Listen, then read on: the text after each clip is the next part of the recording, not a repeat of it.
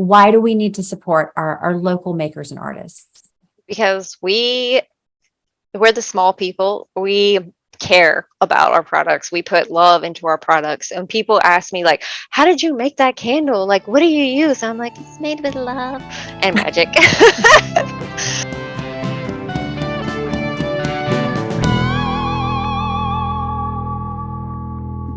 Hannah Mills-Ernest, how are you doing? Hello. Hi, you are crafter, candle maker extraordinaire, Yes. and super crafty. And I'm so excited to talk to you. But first, do we have coffee, tea, and other delicious beverages? Yeah. Oh, it's backwards. Oh, no. It's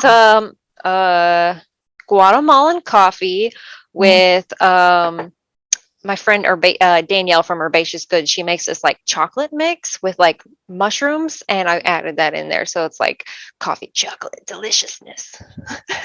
That's like my two favorite drugs of choice, coffee and chocolate. So that's awesome. All right. Well, little plug for her. yeah. Let's plug everybody, because really, you and I have a two-part episode where we really celebrate makers and crafters and people who have just wonderful ideas. That's what I want to talk to you about today, is this idea of taking an idea, something that you love, and turning it into a business, or turning it into something that you can then use to help others, to build, kind of an entrepreneurship. And then we're going to talk about supporting other makers. So tell me about, because you make candles. Yes. And tell me how you got started in candle making, because you didn't like grow up with like this dream to, when I grow up, I'm going to be a candle maker. No, I actually grew up and I was just like, and I'm like, what am I good at? I don't know what I'm good at. Everyone knows what they're good at and has a talent. I don't know. And then back in 2016, my dad had got me like a candle making kit as a gift, and because he knew like I loved candles for like my whole life. Like that's what I would ask for gifts for like Christmas, birthday, whatever. Like, give me candles. I love candles. I liked playing with them, playing in the wax. And so he got me the kit, and I had that fall, I had like a couple friends that were getting married and needed gifts. And I was just like, I don't want to spend any money, so let's open this package and make something.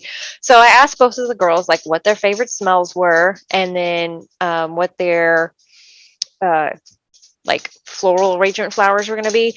And so I kind of incorporated that whole thing. I got some big mason jars, made some candles, and put their like flowers on top of it, and ta-da, happy wedding. And they both loved it. And then I just started like kind of making them for fun and had them all over the house. And then some people were like, oh, maybe you should sell these or go to a farmer's market. And it wasn't until like the next year, 2017, I actually like went to my first event. I went to the Dixon Farmers Market, and I didn't know what I was doing. I kind of had to like Google a lot, and set a couple candles out there, and it didn't do that great, but that's okay. And then the next event I did after that was like a middle school themed event where like the proceeds went to like one of the school functions or something. Made $20. Hey, that's a great start. Yeah, so I was just like, all right, well, just started getting into it and learning more about candle making and the different kind. Just started like just ordering, like, oh, let me order this smell and this smell. And I was playing with the mason jars, and like the little metal tins were like my thing. And that's kind of where it all happened. It just started with the basic of the basic, of just like a little gift, and kind of grew from there.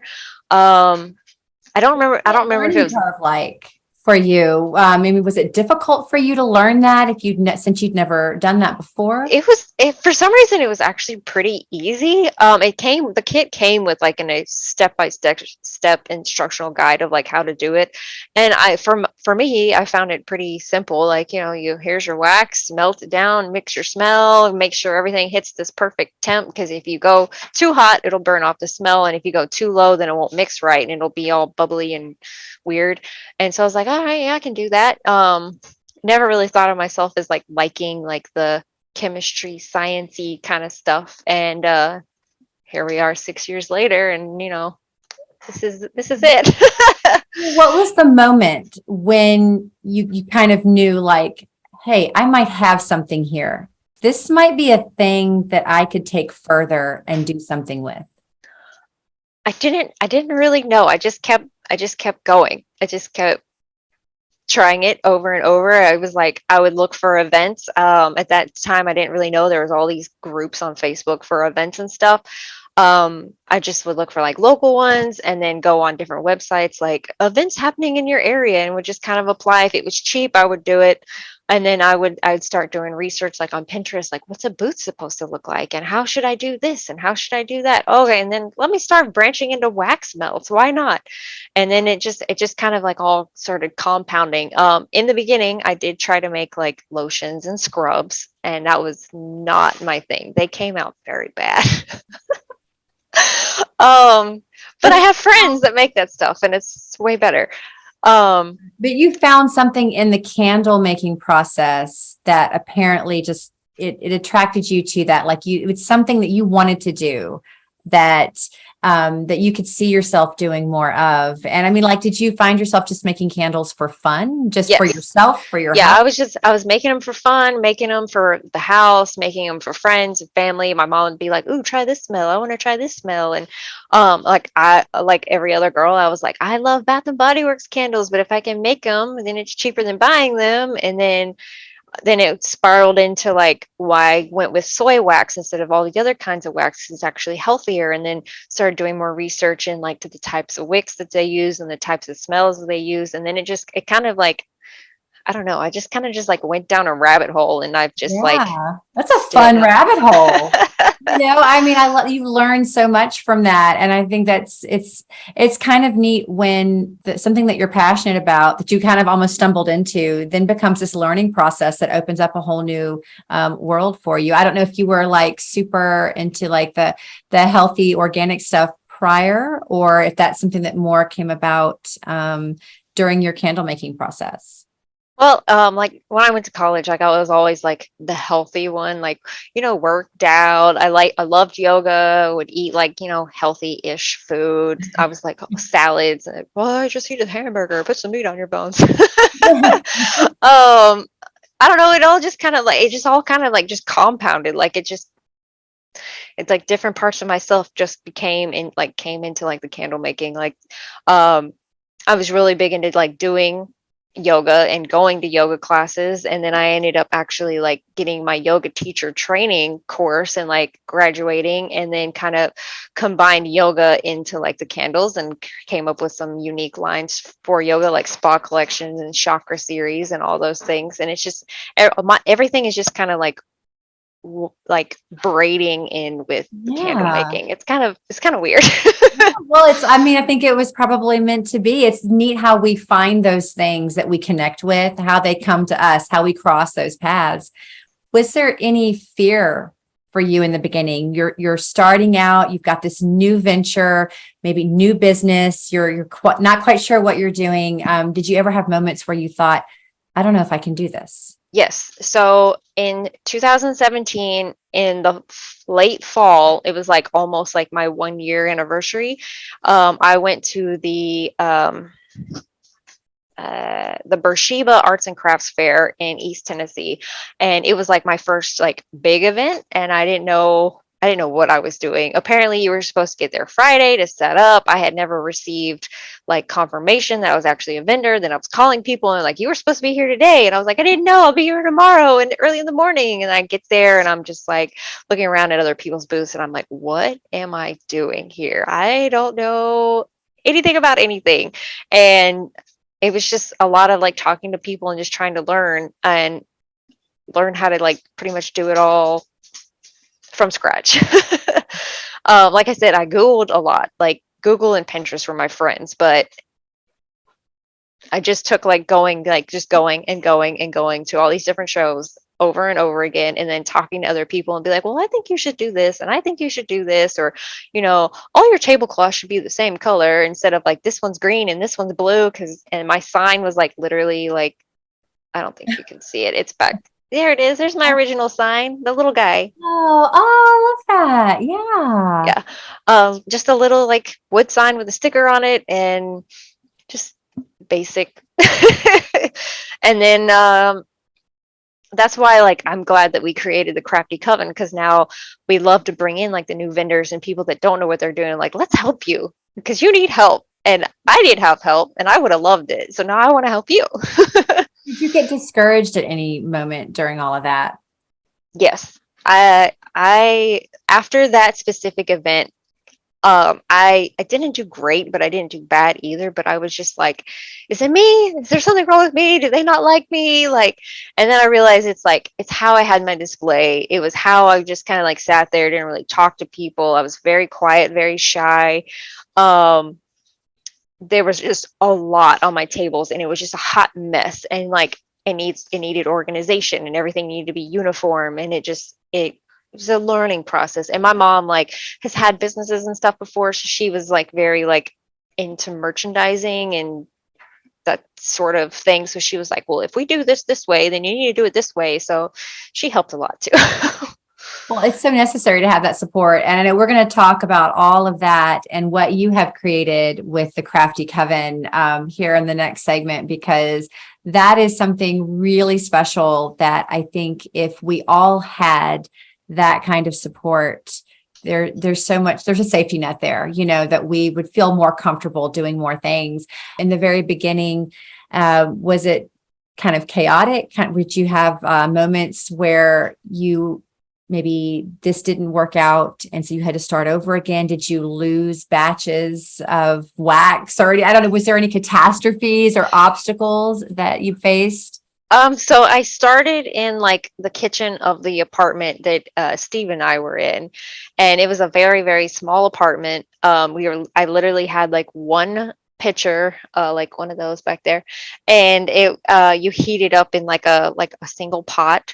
So I was like doing like 1 pound at a time. I never burnt anything, thank goodness. I did like make some candles that did not smell good and didn't really sell. I picked some weird smells in the beginning. There was one I remember making. I called it the boiler maker, and I made it smell like beer and whiskey. That was awful. It was terrible. Wow.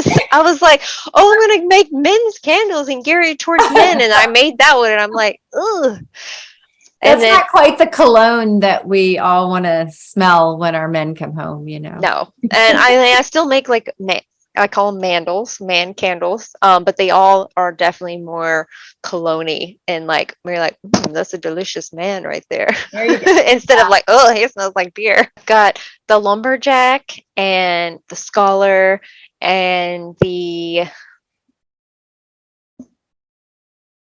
hunter. My head just went blank. And then the most popular is the classy gentleman, which smells like Givenchy cologne. It smells really good. Oh, wow. Well, you went from hobby, this is fun, this is cool, to, I mean, I'm going to say that you have a candle empire now, right? You're building your candle empire. What is what'd you say? I was gonna say that we're gonna take over the world. One candle at a time, right? Yes. Yeah. I'm aiming for Yankee. They better watch out. Oh, well, I mean, they don't use all natural soy wax. Well, So they they claim that they use all natural soy wax, but you notice all of their candles are also dyed, and then their wicks are kind of wonky too. So well, we don't want to upset Yankee in case they, watch this. But hey, to each their own. I have like the coconut and soy waxes are the more natural things, just because I know there's no toxins going into the air and things like that. But so tell me the biggest obstacle that you've had to overcome in taking a hobby and something that you found a passion for, but growing it into a viable business. What is your biggest obstacle? so probably the biggest obstacle was like 2020 was rough. You couldn't do any events. You couldn't go anywhere. So I was still working at my day job, so that was still running, but I was like, I'm not letting my candle business die because of this virus. So I took to Facebook and started doing Facebook lives, and I started like the VIP group, which is basically an offset of like my business. It's just anyone that likes my business can join the VIP group. I just post like new stuff there first, new sales there first, scratch and dent sales, things like that. So like they get first dibs. So I was on there all the time doing like what I called floor shows. I was literally on the floor with my candles, talking about them, trying to sell them, like doing live videos while I made stuff, just like getting people pumped and involved. Like, TikTok was around, but it was not like as big as it is right now. So I wasn't really in the TikTok game yet. So I was just more Facebook Live. And um, another issue that we all deal with in the crafting world is copycats. People finding your business and just like directly copying your stuff. I've had to deal with that a couple times. Oh, And the best that's way to deal with it is discouraging a little just bit. block, ignore, and keep moving. Yeah. So Oh, I love that's such a great attitude to have because yeah, I mean, there's always going to be some sort of competition in some way like that, especially people who, I mean, that sounds a little bit more not malicious, but more on the negative side, that there's healthy competition and then that's just like, okay, what are you doing? But not to give them any power, but to just keep pushing through and not let that, stop you. That's very encouraging. Yeah, man. Well, and I love you talked about that in 2020. I think the whole pandemic, taught us so many things. And one of the things it did for us was it forced us to be more creative. And like really we had to stop and think, okay, everything is turned upside down. I'm going to have to come out at a new approach on this because people who owned businesses, people who were crafting, people who were in industries that thrived on being out in the public now had to like, okay, what do we do? yeah. And it also brought so many people together, to support each other. So that's where I think social media can be such a great tool for things like this and for you going on there. I saw your first TikTok live. I got to get on there and watch, even though I'm not on TikTok, I was able to get on there and watch you that night doing your candle making, which was really cool because I felt like I had like a webcam into somebody's laboratory. It was like, mad scientist laboratory, and I'm getting to watch that. So yeah, but tell me kind of advice. And first of all, have you been able to give other makers advice? And then what is some of your best advice for people who have a hobby or something that they love, but they're not quite sure if they can or should go further with it and build it into a business? Yes, people come to me for advice all the time, and it's weird because I never thought I would be in this position. Because, like I said, when I first started, like this whole business has like created a new me, I guess, because I was very quiet and subdued and didn't talk to anybody, and then now I'm just like. It's to the point where I do events and my husband's like, just shut up and let's go. Just like stop talking to everybody. And I'm like, I gotta like, shake hands, kiss babies and all that stuff. And but anyone like trying to get into the game, like if you're making stuff and you want to sell it, like sign up for like a cheap event or a farmer's market and just you gotta start somewhere. Tell me why it's so important for us to support small businesses, local makers and artists. Why is it so important for us to do that? Because we can just walk in Marshall's and grab a couple of things. We can go on Amazon on our phones at home when we don't, because we're busy and we don't have time to go out. Why do we need to support our local makers and artists? Because we're the small people. We care about our products. We put love into our products. And people ask me like, how did you make that candle? Like, what do you use? I'm like, it's made with love and magic. I mean, but it's true though. Like we are extremely passionate, and why not buy from someone that's passionate about their product instead of like something that's just made in a foreign country and slapped together and like, here you go, like $5. I mean, we do get the people that come into our events, and for instance, my last event, I make lip oil. It's $10 for a 10 milliliter vial. Some people think that's expensive. Somebody was like, oh, that's really expensive. I could buy it cheaper somewhere else, or I could probably make it. I'm like, I mean, okay, you do you, but I mean, you're not going to find this quality at Walmart. You're not going to find this passion at Walmart. I mean, we can always get something cheaper somewhere, but it's the idea of you're buying into something even bigger than that. It's not just about the product.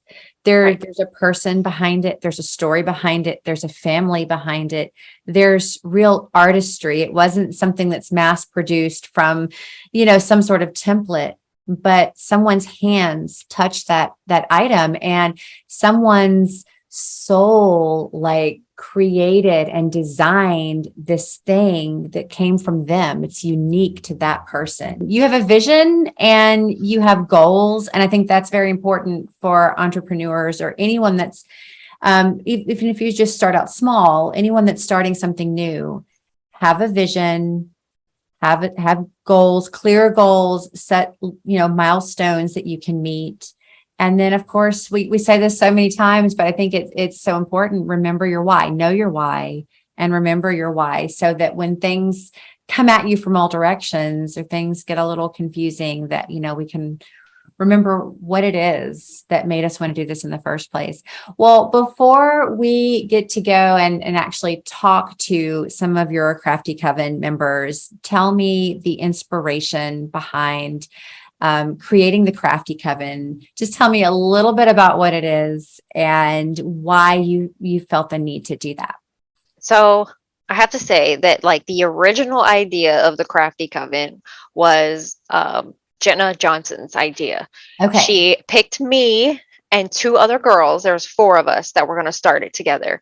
And the reason she picked me is because we met at an event. We jived really well together. We followed each other online. We were all the time just hyping each other up. And she loved that I do the feature Fridays that I do, where I feature other small businesses on Fridays. She was like, that's genius. I want to pull you in and be part of my crew. I was like, awesome. This sounds so cool. So we get involved. We start working on it. It was December of last year. And our goal was to have it launched and ready to roll in January of this year. Well, one girl decided she wanted to leave. We wanted to drop out because she thought it was just going to be a self promo page. We just promote ourselves all the time. That's all we do.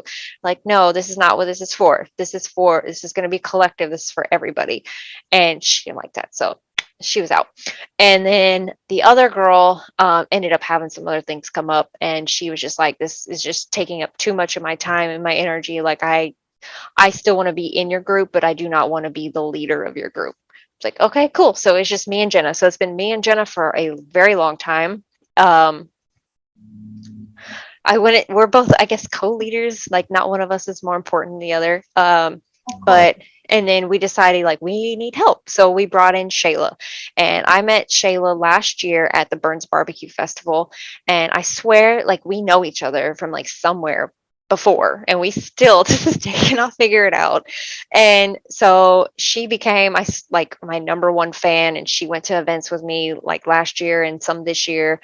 And so let's bring her in, because she has her own digital creating business as well. She's a graphic designer and does logos and all that kind of stuff. So she was perfect. So we brought her in, and she helped us create all of our daily little posts that we make. And I mean, the rest is history. It's just the three of us, going to take over the world with all these other creator people. Thank you so much for coming on and telling me about, your story and how you took a hobby and turned it into something bigger, and how it has changed you and helped you grow and come out of your shell. That's very exciting. That something that you just kind of used as a gift to give someone not only became a business, but it helped you to flourish. So that's a beautiful story. Thank you so much. Welcome to the show, ladies of the Crafty Coven. Yay. Have a guest co-host coming, but until then, Friedrich has decided that he's going to take over co-hosting responsibilities, and he's just going to stare at you guys for the remainder of the evening. Yes. So, I am so excited to have all of you. And so Hannah. So we've got Jenna over here with her beautiful purple eyeshadow. She is the one that came to me and wanted to actually start the Crafty Coven. We started it with two other girls. Unfortunately, things just didn't work out.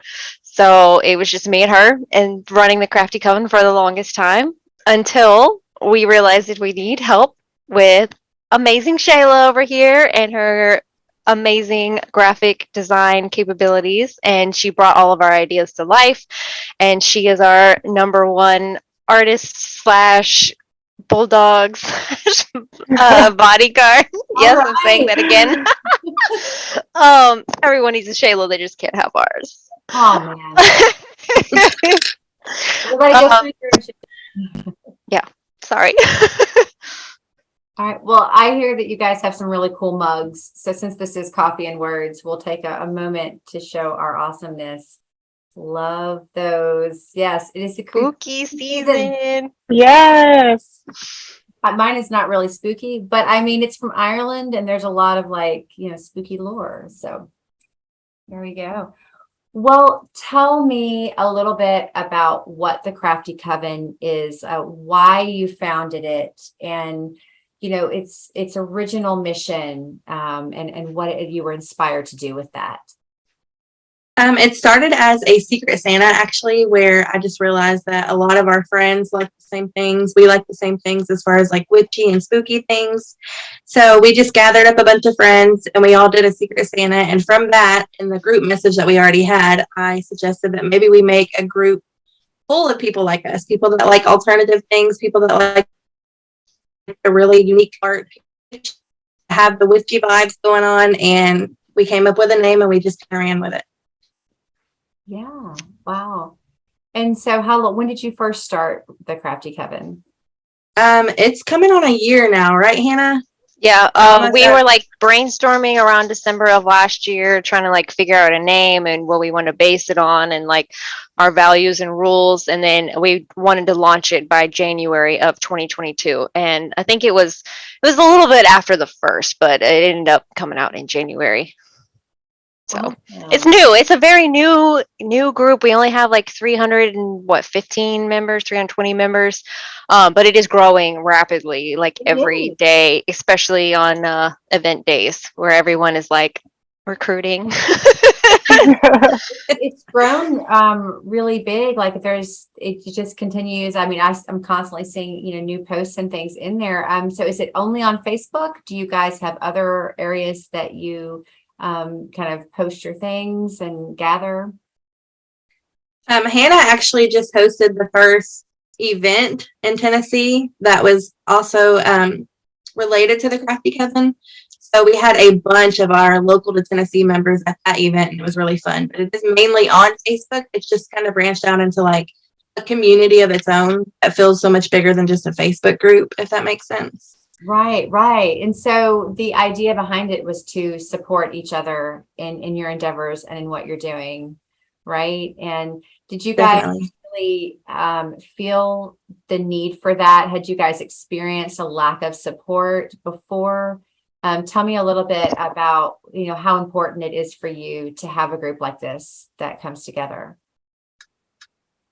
Well, like I said earlier in the other interview, when I started like the candle making and going to events, like I didn't have anyone. I didn't know what I was doing. There was like no support. It was like Steven and my mom, and like neither one of them were like event people. So I just had to learn a lot on your own. And I have seen other groups similar to this on Facebook, and this is like our version, but with our own like wacky twist on it. And I just feel like it's something that's needed, especially in a very competitive environment that we're in. We need to have like some grounding and know that like we have supporters around us, and it doesn't have to be competition all the time. Like whole community over competition is like our slogan, I guess. Right. Well, what are some ways that you guys show up for each other and support the fellow group members? We all kind of buy from each other. We all promote each other's businesses. Like Shayla is as soon as somebody shares something to their business page, she will share it. She shares it for all of us. And then I kind of I take notes from her because she is the queen of support. Like, number one sharer right there. Yeah. Also, another really great thing is the group chat that we have, or even in the group itself.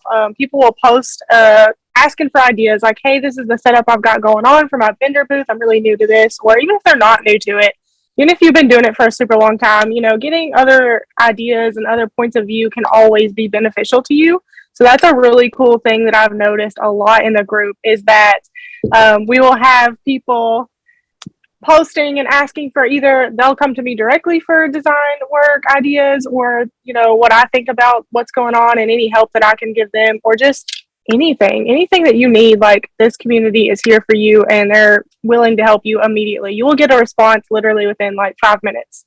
I'm going to pause to introduce our surprise guest co-host, Dee Martini is here in the house. Hi. Hey. So we have Hannah and Jenna and Shayla, and they are members of the Crafty Coven. Awesome. And we are talking about support for makers and artists and any creatives. And I love what you guys are doing because so often we do feel, alone in various things. And so being able to reach out and to have someone, that's going through something similar or that you can bounce ideas off of, which only inspires more creativity. And then you can kind of vent. I know you guys are there for each other emotionally. And I know as artists, we need emotional support often, very, very often. It can be very draining. And Dee is a photographer. So I would consider you a maker because you're an artist, but She got that podcast. Yeah. Yeah, she's a fabulous co-host of Back of the Cereal Box. But so tell me some ways that you guys have supported each other. You can give me examples or just something in general, a way that this group has really helped you guys to overcome some things or to get through some hard times. Liking and being attracted to the styles that we are kind of alternative. It's really easy for us to join events that we know nothing about and then feel completely out of the loop, completely, like we're out of our element. We're not comfortable. And none of these people like the things that we like. None of these people want to buy the things that we want to buy. So the group in itself kind of helps, so we can weed out the events that maybe we don't belong at. Like, no, I've done that one before. People there don't like our kind of art, people there don't like the alternative styles, and then we go to these really, really cool or spooky events where we feel completely at home, where all of us want to join and we just kind of take over these events. And it's really awesome. That's something that I think has been really helpful because I was signing up for events where I just constantly wanted to give up, to be really blunt about it. And now I join events that I leave feeling recharged and like I want to create more because I was just so inspired and felt so welcome that I never want to stop. So it's really changed a lot of the event world for me personally. Yeah, we go to the events and feel like we've got a full support system there. Like, hey girl, can you watch my booth for 5 minutes? I gotta pee. Hey. We need that. Well, Shayla, I'm really interested to hear what drives you to really stand behind your fellow makers and artists and support them. What is that driving force? Because that I would unlike you. I would definitely say community for me because just being around people that I connect with so in tune has been something I feel like I've been searching for my entire life. And it's definitely brought me back into the art world because I really got out of doing anything with my art for probably 5 or 6 years. And I wasn't passionate about it. I wasn't happy. And now I've just got this great community of women around me and men. And they're just so wonderful, so supportive, positivity, just everything that you could want from a community of people. We have it here. So that's really what drives me. And just supporting, my friends and the people I love and care about is obviously something I'm always going to do in any way that I can. So. Right. And sometimes it's hard to support others. We see so often how there's a lack of support because maybe somebody is achieving something that somebody else didn't get to yet, and they struggle with that. And, I think there's a lot that's hard to overcome sometimes. So when we see people banding together and just saying, hey, I am all in for you, that really is me, and it encourages me to see that because I think we live in a very negative world where there's more, tearing down than building up. Yeah. And I mean, I would be lying if I said that we hadn't had instances where, a little bit of that stuff has happened, but it is what it is. It's part of the process. But for the majority, 99.9% of the time, it's such an uplifting and supportive community. We're pretty much a family at this point, guys. Yeah. We're all Yeah. like brothers and sisters. I like such an exciting energy, that it just makes you want to be a part of it. Dee, I have to ask you then, with photography, have you been in a supportive community like that? Are there No, that's actually what I was going to say. Join us. I have not. Yeah. It is like a cutthroat, like, oh, you're a photographer, so am I. We can't speak anymore. Kind of like it's and like there was one when I first started, like I idolized this man and his work, and it was spectacular. And I was like, please teach me everything you know. He was a friend of my mom's. He completely quit talking to us, completely cut off the friendship with my mom because I was going into photography. And I'm like, why? Like my mom is now a photographer and my best friend is now a photographer. And I'm like, we're so different and our styles are so different that like, we don't compete with each other, and then now we can like support each other and it's fantastic. And I'm like, why do you guys do that? And so now if I see that somebody is coming into photography, I'm like, come over here, let me show you a thing or two, because I mean, I just don't think it's right to not to like tear people down that are trying to better themselves. Does that make sense? Makes perfect sense. Absolutely. That's what we're all about. Like everyone helping each other. Like we have tons of like jewelry makers. We have other graphic designers. We have other candle makers. I mean, we're all here to help each other. When you're supporting your fellow creatives, you're growing too. Everyone is growing and it's beneficial. It's like, I don't understand why we can't get past some of these hurdles, but it's our own humanness. And it is part of it, but it is something definitely to work more towards. And I think it's good to branch out, and,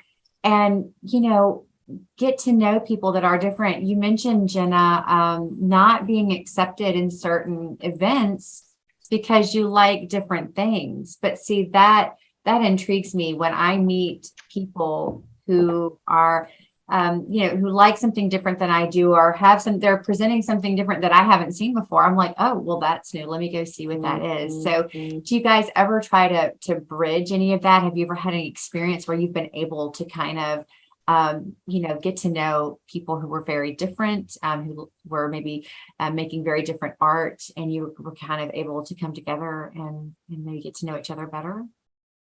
I think that's the beauty of our group, because if we see someone who is different, like we are attracted to that. We love that. We want to encourage that. We want to encourage them to just stay true to themselves in their art. And that kind of shines when you see a booth where someone is staying true to themselves. I mean, it is the most beautiful booth in such a different way. It's not that the art is just beautiful, but it's just that's them. You're looking at them in many different ways. And we appreciate stuff like that in this group. We don't make anyone feel like singled out or left out or anything just because they might be different from us in a certain way.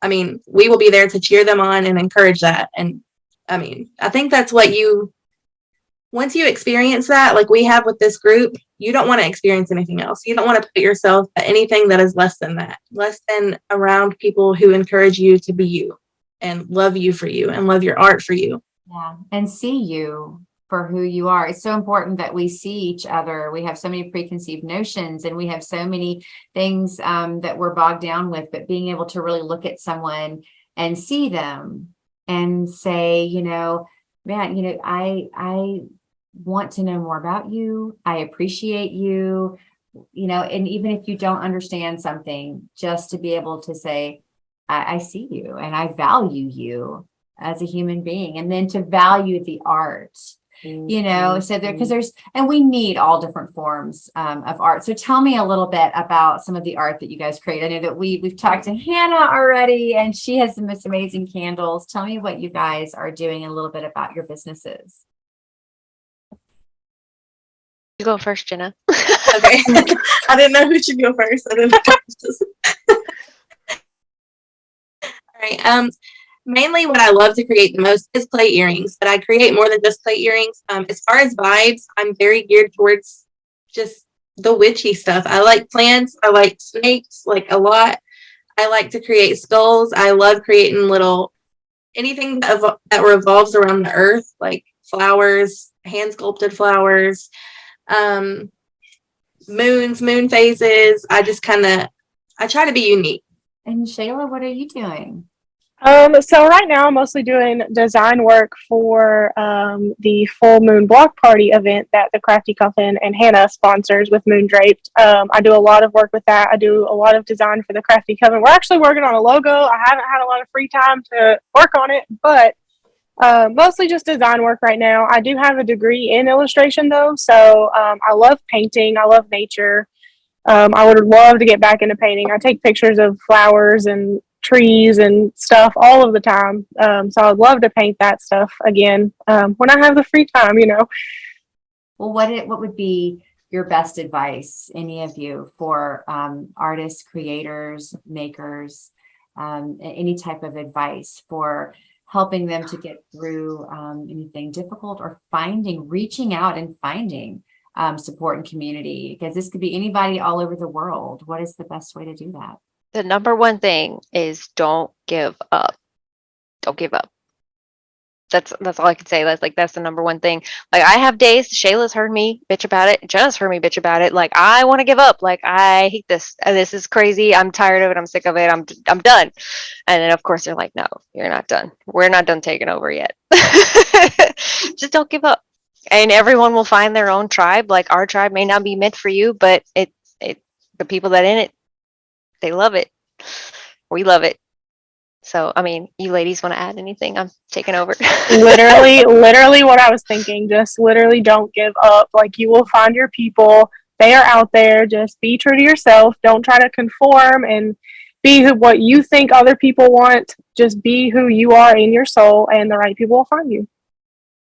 And don't let the lack of support from maybe people you expected support from make you feel like you aren't supported, because that support will come as long as you, like I said earlier, just stay true to yourself and keep creating. And like they both just said, don't give up. Don't let anything make you give up. Don't let anything cloud the reason you started this.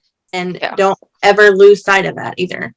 That is so important, because I've experienced that people in my life who I thought would be some of the biggest support turned out not to be supportive, and then finding support in some of the most unlikely places, and then people that have crossed my path, that have come into my life, and you're like, wow,